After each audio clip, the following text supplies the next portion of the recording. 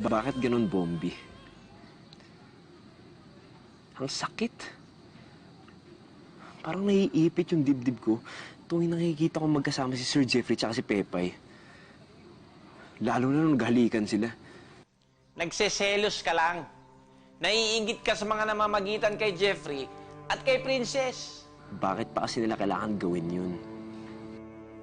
Magkasintahan nga sila eh.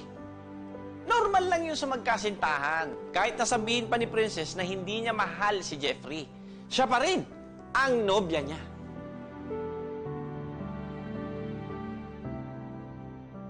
Now, Jeffrey, continue tayo sa mga interview natin at marami pa kaming gusto malaman tungkol sa'yo. Okay, sure.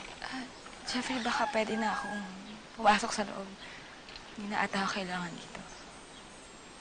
Okay, Pepe. Very good.